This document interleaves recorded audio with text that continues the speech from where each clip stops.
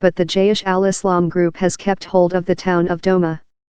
The negotiations are still ongoing without reaching a final agreement till this moment, said spokesman Hamza Berkdar in a social media message.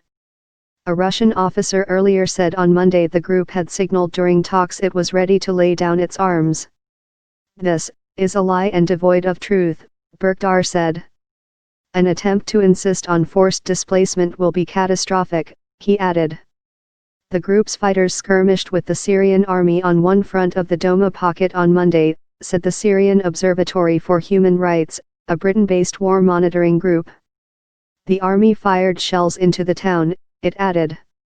Under the Russian deals, scores of buses have left the area since Thursday carrying fighters from other rebel groups, their families and civilians who do not want to come back under Assad's rule, to opposition areas in northwestern Syria. On Monday, a long line of buses stood waiting at a road junction, waiting to take thousands more people north. They were leaving the towns of Arban, Zamuka, Ain Terma and Jobar after the Faylaq al-Rahman group which held the area agreed a surrender deal on Friday. Buses leave. More than 40 buses had filled with evacuees by Monday afternoon, after scores had left from there and from a separate enclave in the town of Harasta, where rebels accepted a deal on Thursday.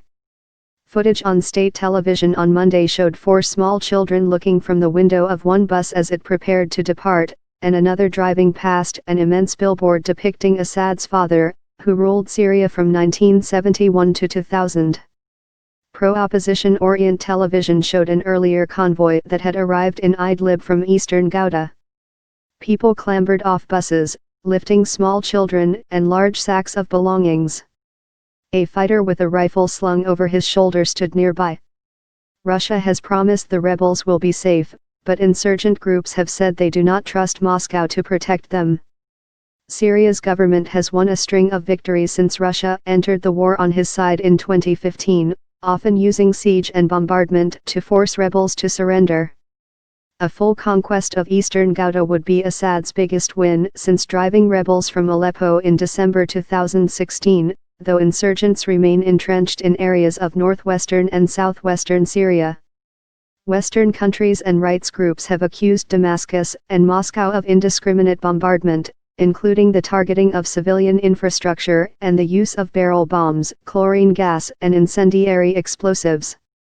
They deny that and say their offensives, including the one against eastern Ghouta which started on February 18 with a crushing bombardment, are necessary to free civilians from the rule of Islamist militants and end mortar attacks on government areas. This version of the story corrects the identity of the Jaish al-Islam official.